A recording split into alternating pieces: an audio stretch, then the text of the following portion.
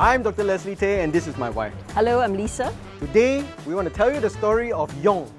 Yong who? Yong Tau Foo. This kind of pun also can make. Actually, the story of Yong Tau Foo is pretty interesting. We were at the Singapore Chinese Cultural Centre, the Singapore Ren exhibition, where we learned a little bit about the history of Yong Tau Foo. As you know, Yong Tau Foo started with the Hakka, and it started as a tofu with meat inside. And somehow the meat changed to fish. The fish got into brinjal and bitter gourd and chili and all sorts of other things, which is what makes our Yong Tau Foo today. Okay, so join us as we take you around Singapore to track and find out more about Yong Tau Foo. Okay, for our first stop, I'm going to bring you all to a village. Okay, what village? Plum Village. Okay, Plum Village is not really a village, it's actually a restaurant, and it's one of the oldest Hakka restaurants in Singapore. I'm here with Mr. Lai from Plum Village Restaurant. Mr. Lai has been running Plum Village Restaurant since 1969. That's 51 years. They started in Toa Payoh and they moved here in 1983. Mr. Lai is going to explain to us what is the original Hakka Yong Tau Foo. Mr. Lai. 要讲客家的酿豆腐，就要讲到我们的祖先从哪里来。我们祖先最早大概1800多年，就从北方逃难到那个河南的地方。来到河地方的时候，已经开始会创制酿豆腐了。哇，这么久了啊！对，大概距离都4000多年了哦。那时候北方的时候是饺子啦，饺子对，解放我们的时候，我们是吃饺子比较多啦。来到河南的话，可能也是可以说也有吃那个饺子，但是还是以酿豆腐为主啦。早期我们的酿豆腐啊，可能就是没有用这种刀子了，因为那时可能也没有这种刀。我们一般上啊都是用刀片来切了哦。切了就把这个肉用筷子把它夹成一个洞他们把这肉塞进去啦。这个就是你们客家人讲的酿进去了你们怎样讲？用豆腐用就是酿进去我们在原乡就是这样简单。来到南洋因为南洋有靠海所以有海鱼这些好像也有鱿鱼海鱼所以他们就说会创新了啦，就加那些好像材料下去，变成味道又不一样了啦。鱼肉的话来讲一般上会比粘性比较强，成本比较低了，这样也做工它的比较快啦，所以也是大部分的那个口味这样For those of you who really love recipes, Mr. Lai is going to show you how to make a very simple minced pork with all the seasoning, and then you also can do your own 酿豆腐 at home. 4到500克这样200克，所以我们的鱼胶的话，大概是200克左右鱼胶。为什么要加鱼胶呢？它比较有粘性，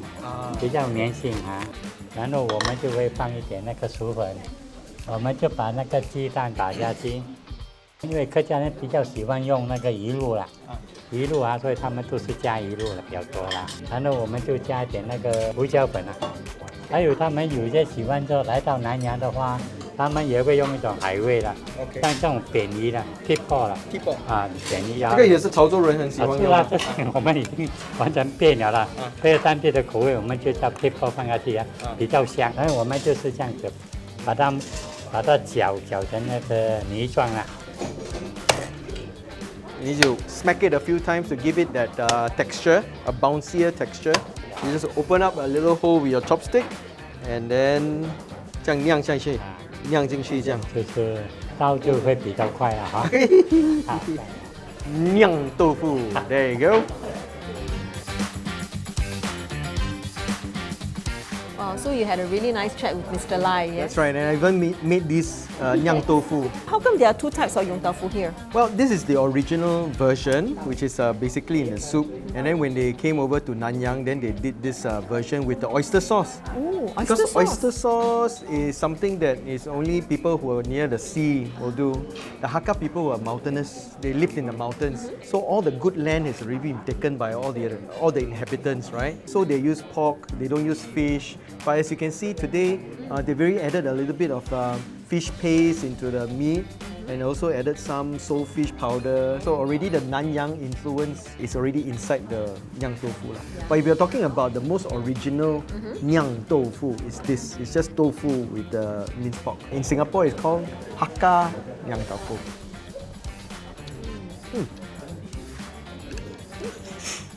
You can try some of the fried version. Okay.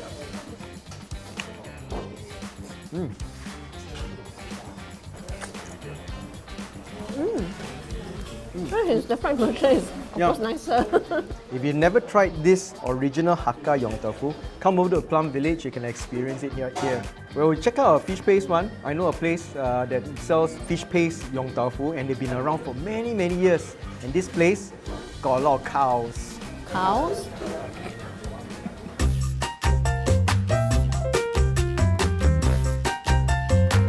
So here we are at Hakka Water Complex. Hakka water? New Shui, which is Chinatown complex. Yeah lah, but everybody knows it's Hakka water lah. We're here to continue our search for the Yong Tau Foo story, and we're here to talk to this vendor that's been selling Yong Tau Foo for over 60 years in this area, even before this complex was built. And also to check out a Yong Tau Foo seller in the basement market. We have been here since 1978. Okay, so let's go.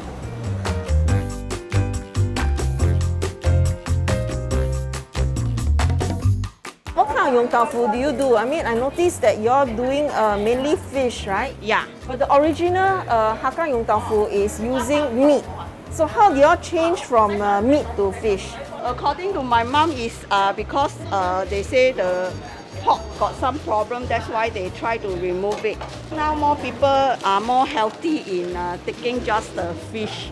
那你们以前卖的永岛麸跟现在卖的永岛麸有什么不一样吗？以前是没有苦瓜、没有茄子、没有鱼饼的咯，现在的时候才有了。哦，搬回来，欧兰园就开始有鱼饼咯。欧兰园啊。他连那个男的不是知道了，他以前我先生在那边打鱼园的嘛，因为很辛苦啊，没有这样多人手啊，挂鱼要很长时间的嘞，要打鱼轮又要挂鱼又要弄 fish ball， 不是拿2-3条嘞，几十公斤啊，来做了早上做到晚上啊，有时9点才回家，在欧兰园哦，很辛苦的，赚这个钱真的是有血有泪的。You know, this Yong Tau Foo that we are eating here, it is really heart and sweat because they used to do all these fish paste all by themselves. When did they start using fish? Yeah. It seems that they cannot remember exactly, but all they remember is that there used to be some sort of pork scare.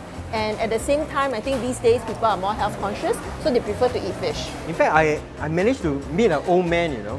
He's already 80, 80, and he wow. says that he grew up here in Chinatown. He's been eating at this shop since they were pushcart along Sago Street. And he said even in the 50s and late 50s and early 60s, it's already fish already. Ah, okay. Yeah. So always drink the soup first. Wow, the Ikan BIllis really gives it makes it very unique, right? This particular shop, the Ikan BIllis, especially when you put the Ikan BIllis into the soup, Yeah, very nice. and then the smell really comes out. The lady is actually Cantonese, but the husband is Hakka. So there's this Cantonese connection there lah. What I also found out is that the grandfather came from Ipoh, not from China. So they came from Ipoh, and then they brought this whole thing about making nyang tofu. Yeah, I really like this, especially this one that is fried. You know, most fish paste nowadays made from yellowtail, right? But they're still using the parang fish, the wolf herring. That looks like a parang. That's why they call it parang fish. You know, it's like a long fish like this. Gives it a very nice flavor, which is why this is so pang. It's so nice to eat. It's very pang. This is really very nice. Yeah. So at some point they decided that they have to outsource the scraping of the fish and making of the fish paste, right? Because it's just too much work for the amount of business that they are doing. I think what we need to do next is to go find out how some of the people in the market sell Yong Tau Foo. Ah, okay.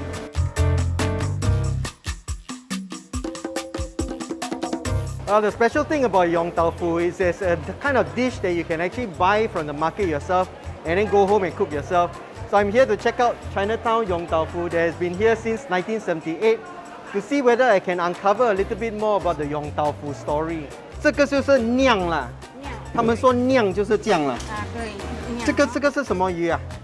黄尾， 是 yellowtail fish。以前就是用鱼的吗？以前也是有肉啊。以前没有，因为肉是那些卖吃的Hakka Yong Tau Foo才有掺肉嘛。哦。那么这些卖生的没有什么人卖肉了。这个是不是客家人的还是广东人的款式？这个用刀夫没有分什么人呐、没有分啊。你们开始的时候就因为是这样的啦。客家永岛是有掺猪肉的嘛，掺那个鹹魚嘛，哦这个是纯魚肉嘛。哦，所以你们开始的时候就是用鱼啦，一路来就是鱼的啦。对， This lady's been selling Yong Tau Foo since 1978, and all we know is it's always been fish. And last time wasn't so many different varieties. And this is the son that's already taking over the store. So far, we've been to Plum Village, we've been to Chinatown, and now we're here in Toa Payoh. Yes, we're here to check out the kind of Yong Tau Foo store that I'm sure everybody is more familiar with, where you get to pick and choose all the items that you want, and then they cook it for you, put the sweet sauce. Yeah. But this family has been doing it since before the war. Ooh, wow, before the war. Okay, Yes. let's go check it out. So here we are at Chong, Hakka Yong Tau Foo, and this is Alan and his 4th generation selling Yong Tau Foo. So Alan, can you tell us who started the whole family business? I'm the 4th generation, or my great-grandfather. Then come down to my grandfather, my mother, then my mother now retired, then I start to take over. Your mum is now 73, and the business started before your mum was born by the great-grandfather. Yeah, correct. So that is before the war lah. Yes. Okay, so during that time, was the Yong Tau Foo, what was the Yong Tau Foo like? Was it meat or was it fish? In the very early stage, my great-grandfather at the time, I think that time is all on meat paste, you see. Meat paste. Yes, okay. correct. Then after that, it's more on steaming side because they use the cut to push out to sell. That's why they don't fry the thing, you see. It's easier to sell. Then after that, come to my grandfather generation, they introduced fish paste, you see. Fish paste. Yes, then that's why this mixture of meat paste and fish paste. Okay, yes. so your store is like modern one where you can pick a lot of items, but with one big difference. You have meat paste as well as fish paste. Yes, correct. How long has that been already? For my side, it's already, I think, 4 decades already. More than 40 years lah. So during your grandfather's time? During my mom's time already, but my grandfather's time, I think it's more than maybe 6 decades. So this whole Yong Tau Foo using fish paste is actually very long already lah. Yes, correct. When did the Cantonese come in with this Yong Tau Foo story? Actually, I think the time is because of the Hakka and the Cantonese, they stay in the same community, you see. Oh. That's why they a lot of, Intermarriage. Yes, correct. Is the language, a lot of Hakkas actually speak Cantonese. Yes, right? correct. So Most of the the- Hakka speak Cantonese. Most of the Hakkas speak Cantonese, Cantonese, and yes. that's why there are a lot of intermarriage. Yes, correct. And somehow the Cantonese influence then got into the. Yeah, Yong Tau example, Foo my mother is region. Hakka, but my father is a Cantonese. Oh, I but see. Then they stay in the same kampong. You still call yourself Hakka Yong Tau Foo because of the fact that you still have pork lah. Yes, correct. So that's what makes Hakka Yong Tau Foo. And then if it's no pork, then you just call it Yong Tau Foo lah. Yeah, correct. Because normally people don't use pork already. Because pork is near to the Hakka side one, you see. They use pork in the early stage, you see. So you're trying to preserve some of the traditional Yes, correct. as well as the modern. Yeah. Okay, let's go and try some of the Yong Tau Foo. We spent the whole day trying to work out this Yong Tau Foo story, right? Yes. We worked out so far that the Hakkas were the one who started it, and the original Yong Tau Foo was just that tofu and the meat. And because they came down to Singapore, which is we have access to seafood, and because of the other dialect groups, somehow the meat turned into fish paste. And then also I found out from him that the Hakka people and the Cantonese people are very close-knit. And so you have fish ball. Fish ball is like a very Teochew thing, right? So then you got this Hokkien noodles, which is a very Hokkien thing. So I think we can say that our Yong Tau Foo really is part and parcel of a Singaporean mishmash of different dialect groups, and over time it's become a real Singapore dish lah. I really like this meatball. It's one of those things that is really very nice. Wow, very addictive. Yeah. This is the reason to come to Hap Chong because this is so different. Yeah. This is so unique. This is one of the few places where they have a mix of meat paste and fish paste. So it's been a very eventful day where we got to try the traditional Hakka Yong Tau Foo, and then we also had the fish paste one, which is the Ikan BIllis, and now which is the modern one, which is basically a place where you can select all the different Yong Tau Foo. I don't think I've eaten so much Yong Tau Foo in a single day. Yeah, but it's still delicious, right? You still want to eat, right? Yeah. Yeah. But I do agree. I'm quite Yong Tau Foo. I think you're very punny today, okay?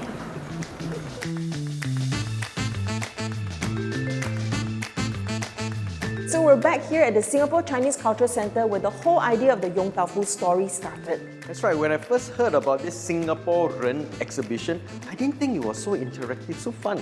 Yeah, it's so fun, right? I mean, you get to vote for your favourite hawker dish, and then we get to play that Kopitiam Kopitiam game. that's That's right. right. And there's so many multimedia displays. It's really very interesting. Yeah, it's a good place to bring your friends who might want to find out more about Singapore Chinese culture.